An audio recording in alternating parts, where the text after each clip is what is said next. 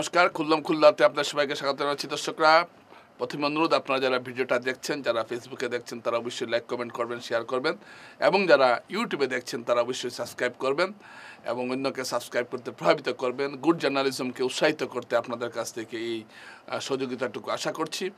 এবং এখানে খুললাম খুলনাতে আমরা যে ভিডিওগুলো দিয়ে থাকি, এগুলো অত্যন্ত সময়োপযোগী এবং একটা অন্য ধরনের বক্তব্য আমরা আপনাদের সামনে উপস্থাপন করার চেষ্টা করে থাকি। দর্শকরা, এই মুহূর্তে রাজ্য রাজনীতিতে সবচাইতে যে চর্চিত বিষয় সেটা হলো সেই ধুবড়ি আসন নিয়ে এখন নেতাদের মধ্যে নানা ধরনের বয়ানবাজি চলছে। তো ধুবড়ি আসন নিয়ে ইতিমধ্যে আমি খুলনাতে আলোচনা করেছি এবং আমি বলেছি যে আজমল একটা গভীর সংকটে আছেন। বদরুদ্দিন আজমল ইউডিএফ সুপ্রিমো, কিন্তু আজমল বলে কথা, এক কথায় বলা যায় না যে কংগ্রেসমুখী ভোট এবার পড়ছে সেটা ধুবড়িতে অব্যাহত থাকবে, এই কথা এক কথায় বলে দেওয়া যায় না। তাই লড়াইটা তীব্র হবে, এটা ছিল আমাদের একটা পর্যবেক্ষণ। যাই হোক, আজকে বদরুদ্দিন আজমল একটা মন্তব্য করেছেন এবং তিনি বলেছেন যে তিনি 3 বারের সাংসদ এবং রকিবুল হোসেন, কংগ্রেসের যিনি প্রার্থী, তিনি 5 বারের বিধায়ক। তিনি তো সাংসদ হতে পারেননি, তাই আমার অভিজ্ঞতা বেশি এবং তাই আমার আল্লাহর প্রতি বিশ্বাস রয়েছে, মানুষের প্রতি বিশ্বাস রয়েছে এবং তিনি জিতবেন। তারপর তাকে এই প্রসঙ্গে একটা কথা জানিয়ে রাখা ভালো যে গত পরশুদিন প্রদেশ কংগ্রেস সভাপতি ভূপেন বরা বলেছিলেন যে আজমল যদি জেতেন তাহলে তিনি কংগ্রেস সভাপতির পদ থেকে পদত্যাগ করবেন। এই কথা যখন আজমলকে বলা হয়েছে, আজমল তখন বলেছেন যে 4 তারিখ ভূপেন বরাকে অবশ্যই কংগ্রেস সভাপতির পদ থেকে পদত্যাগ করতে হবে, কারণ তিনি জিতছেন। দর্শকরা, ধুবড়ি আসনটা এবার অত্যন্ত গুরুত্বপূর্ণ হয়েছে নানা কারণে। আমি তো আগেও একটা বিশ্লেষণ করেছিলাম, আজকেও একটু করছি, যে এবারের যে ভোটের যে প্যাটার্নটা চলছে, এবার যে ভোটটা চলছে, এটা কিন্তু অন্য নির্বাচনগুলো থেকে একটু আলাদা।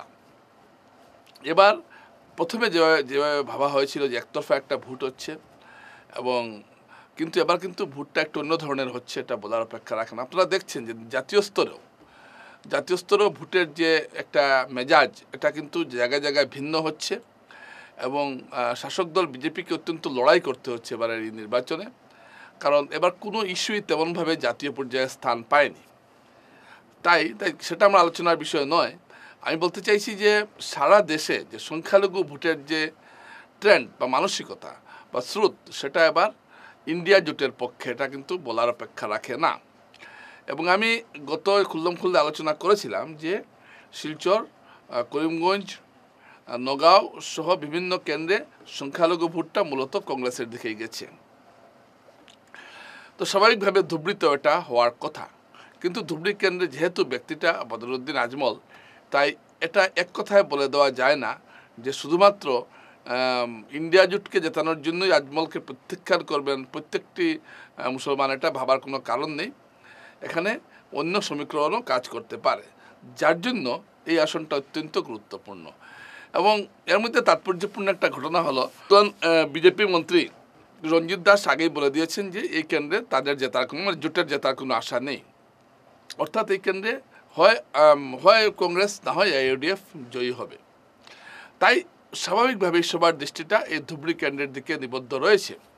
এবং ধুবড়ি কেন্দ্রে, এবং আমি আরেকটা কথা বলছি যে যদি আপনি এই লড়াইটা, এই যে ধুবড়িতে যে লড়াইটা হচ্ছে, এটা রাজনৈতিকভাবে অত্যন্ত তাৎপর্যপূর্ণ, কারণ এই যুদ্ধের পর, এই লোকসভা যে যুদ্ধটা হচ্ছে, যুদ্ধের পর আসামের রাজনীতিতে এআইইউডিএফ কতটুকু প্রাসঙ্গিক থাকবে সেটা কিন্তু পরিষ্কার হয়ে যাবে। আপনারা জানেন যে করিমগঞ্জে এআইইউডিএফ কার্যত আত্মসমর্পণ করেছে। দলের প্রার্থী শাহাবুল ইসলাম চৌধুরী বলেছেন যে মানুষ এককাট্টা হয়েছেন কংগ্রেসের দিকে, হাফিজ রশিদ চৌধুরী সাহেবের দিকে, এবং তিনি হাফিজ রশিদ চৌধুরীর জয় কামনা করেন। অর্থাৎ ইউডিএফ এখান থেকে লড়াইয়ে সরে গেছে। অর্থাৎ তার মানে সংখ্যালঘু ভোটটা একচেটিয়া এবার করিমগঞ্জে কংগ্রেসের দিকেই গেছে। আমার সাধারণ বিবেচনায় মনে হয় না খুব একটা সংখ্যালঘু ভোট বিজেপির দিকে যেতে পারবে। তাই করিমগঞ্জে যা বোঝা গেল যে ইউডিএফ কিছুটা ভোট পেলেও সংখ্যালঘুর যে মূল ভোটটা সেটা কংগ্রেসের দিকেই গেছে। একই ব্যতিক্রম ধুবড়িতে না হওয়ার কোনো কারণ নেই, কারণ ধুবড়িতে কিন্তু যে বললাম সমস্যাটা হলে মুশকিলটা হলো এখানে ব্যক্তিটা হচ্ছেন বদরুদ্দিন আজমল, এবং আজমলের এমন একটা ব্যক্তিত্ব, তাকে আপনি শুধুমাত্র ইউডিএফ দলের প্রার্থী হিসাবে দেখলে চলবে না। যেমন বাকি যারা ইউডিএফে দাঁড়িয়েছেন তারা সবাই হলেন ইউডিএফ দলের প্রার্থী, কিন্তু বদরুদ্দিন আজমলকে যদি আপনি বলেন ইউডিএফ দলের প্রার্থী, সেটাই তার একমাত্র পরিচয় নয়। তিনি দীর্ঘ 4 দশক থেকেই সংখ্যালঘু রাজনীতিতে একটা প্রভাব ফেলে আসছেন। যদিও তার রাজনীতিতে আসার বয়স 2 দশক হয়েছে, কিন্তু এর আগেও জমিয়ত উলেমা হিন্দের মাধ্যমে রাজনীতিতে, মুসলিম রাজনীতিতে তার একটা প্রভাব সব সময় ছিল। এটা আমরা প্রত্যক্ষ করেছি অতীত। এবারও যে সেটার ব্যতিক্রম হবে না, এটাই স্বাভাবিক। প্রশ্ন হচ্ছে যে ধুবড়ির সাধারণ মানুষ এবার কোন দিকে আছেন, এটা বোঝাও, এটা একটা বড় প্রশ্ন। আর রকিবুল হোসেন এমন একজন নির্বাচনী খেলোয়াড় যে নির্বাচনী যুদ্ধটা তিনি খুব ভালো বুঝেন, এবং ধুবড়িতে, এবং তিনি জানেন যে তার যে একটা ব্যক্তিত্ব রাজ্যে রয়েছে এবং সংখ্যালঘুদের একটি মুখ হিসাবে তিনিও প্রতিষ্ঠিত, এবং তার এই প্রতিষ্ঠা বজায় রাখতে হলে এই আসনে তাকে জিততেই হবে। এটা ঘটনা। এর মধ্যে একটা তাৎপর্যপূর্ণ মন্তব্য করেছেন সিপিএমের বরপেটার প্রার্থী মনোরঞ্জন তালুকদার। তিনি বলেছেন যে ধুবড়িতে কংগ্রেস জিতবে কারণ আজমল মুখ্যমন্ত্রীর সঙ্গে মিলে রয়েছেন। এই যে একটা কথা যে ইউডিএফের সঙ্গে মুখ্যমন্ত্রীর একটা সংযোগ এবং বদরুদ্দিন আজমলের সঙ্গে মুখ্যমন্ত্রীর একটা সংযোগ, এই যে কথাটা বিরোধীরা প্রচার করছেন, এর কিন্তু একটা বিশ্বাসযোগ্যতা পাচ্ছে সাধারণ মুসলমানদের মধ্যে। এটা কিন্তু একটা গ্রহণযোগ্য, এটা কিন্তু একটা তাৎপর্যপূর্ণ বিষয়। তাই ধুবড়ির যে রাজনৈতিক যে পাটিগণিত, সেটা যদি আমরা ভালোভাবে বিশ্লেষণ করি, তাহলে এই ধুবড়ি লোকসভা কেন্দ্রে 10টি আসন রয়েছে, 10টি বিধানসভা আসন রয়েছে, এবং একমাত্র ধুবড়ি আসনটি বাদ দিলে বাকি সবটি মুসলমান ঘনিষ্ঠ আসন ধুবড়ি বিধানসভা। এবং ধুবড়ি বিধানসভা যেহেতু বিজেপি প্রার্থী নেই, যেহেতু বিজেপি কোনো প্রার্থী দেয়নি ধুবড়ি লোকসভা কেন্দ্রে, তাই হিন্দু ভোটটা হয়তো যেতে পারে কিছুটা বিজেপির দিকেও, বিজেপি যেহেতু নেই বিজেপির দিকে কিছুটা যাবে, কিছুটা আজমলও পাবেন, আবার কিছুটা কংগ্রেসও পাবে। অর্থাৎ হিন্দু ভোটটা 3 ভাগে ভাগ হচ্ছে। হিন্দুদের মধ্যেও কিন্তু আজমলের একটা জনভিত্তি আছে, এটা খবর কিছু আমরা পেয়েছি, কারণ রকিবুলের চাইতে তারা আজমলকে বেশি পছন্দ করছেন। এটা একটা ঘটনা, কিন্তু এটা একটা তাৎপর্যপূর্ণ বিষয়। কিন্তু তারপরেও আমরা ধরে নেব যে যেহেতু কংগ্রেস এখানে বেশিরভাগ সংখ্যালঘুদের ভোট, 80% এখানে সংখ্যালঘু ভোটার, এই ভোটটা কি কংগ্রেসের দিকেই পুরোটা যাবে না আজমলের দিকে যাবে? এটা হলো সবচেয়ে বড় প্রশ্ন। যদি আমরা জাতীয় প্রেক্ষাপট বিশ্লেষণ করি, তাহলে বলতেই হবে যে ভারতবর্ষের অন্য সব আসনের মতোই এখানেও ভোটটা কংগ্রেসের দিকেই গেছে। আর কংগ্রেসের প্রার্থী এখানে জোরদার রকিবুল হোসেন, প্রাক্তন মন্ত্রী, 5 বারের বিধায়ক, তার দিকে গেছে। আবার উল্টো দিকে যদি চিন্তা করা যায় আজমলের কথা, আজমলের যে ব্যক্তিত্ব, তার যে প্রভাব মুসলমান সমাজে, একজন রাজনীতিবিদ বাদ দিলেও একজন আলিম হিসাবে বা একজন ইসলামিক পণ্ডিত হিসাবে, একজন সফল মুসলমান ব্যক্তিত্ব হিসাবে তাকে যে মুসলমানরা পছন্দ করবেন না, তারও কোনো কারণ নেই। তাই এখানে লড়াইটা হচ্ছে সয়ানে। কিন্তু আমি আগেও একটা কথা বলেছি, আজমল কিন্তু অন্য নির্বাচনের মতো এত নিশ্চিত নন, কিন্তু এখানে এটাও একটা ঘটনা। অন্য নির্বাচনে আমরা কি দেখতাম, আজমল তার আসনে খুব যেতেন না, অন্য জায়গায় তিনি প্রচারে ব্যস্ত থাকতেন। এবার কি দেখছি আমরা, যে আজমল তার নিজের ধুবড়ি কেন্দ্রের মধ্যে আবদ্ধ রয়েছেন। এই যে আমি বা আরও বিভিন্ন পত্রপত্রিকায় এই যে ধুবড়ি কেন্দ্র নিয়ে তো আলোচনা হচ্ছে, কারণটা কি? এর কারণটা হচ্ছে এই যে এই আসনে আজমল একটা বিরাট চ্যালেঞ্জের মুখে দাঁড়িয়েছেন, যেহেতু এখানে রকিবুল হোসেন দাঁড়িয়েছেন। দেখুন, কোনো কেন্দ্র কোনো সময় প্রার্থীর জন্য আকর্ষণীয় কেন্দ্রবিন্দুতে আছে।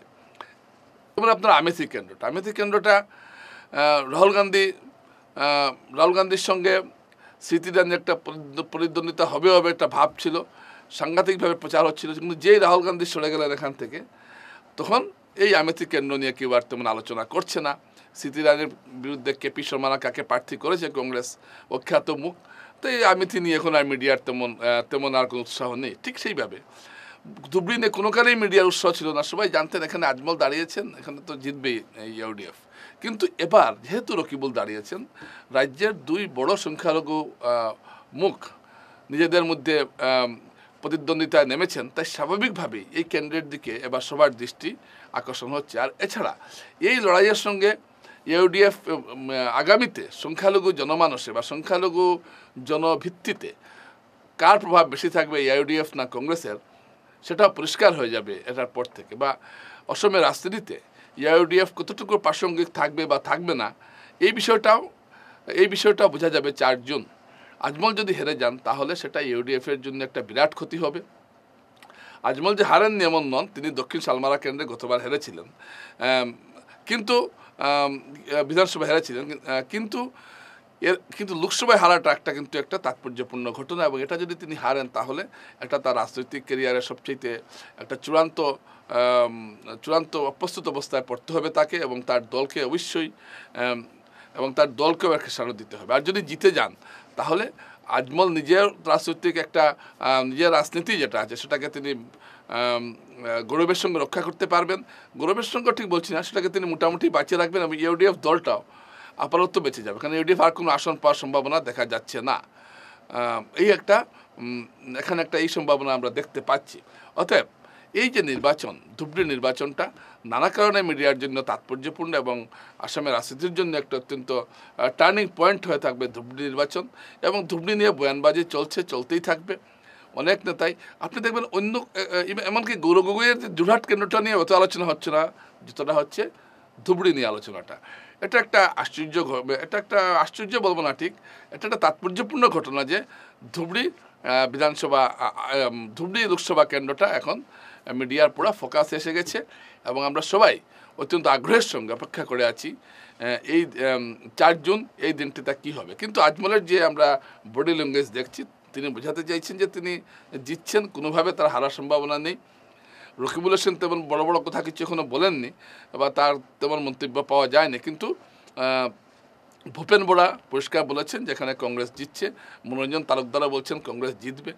তো কথা হলো মানুষ ভোট দেন, মানুষ কী করেন সেটাই দেখার বিষয়। তাই আগামী 4 জুন অবশ্যই সারা দেশের সঙ্গে তো বটেই ধুবড়ির দিকে একটু আলাদাভাবে দৃষ্টি সবার থাকবে। এটা বলে দেওয়ার অপেক্ষা রাখে না। নমস্কার।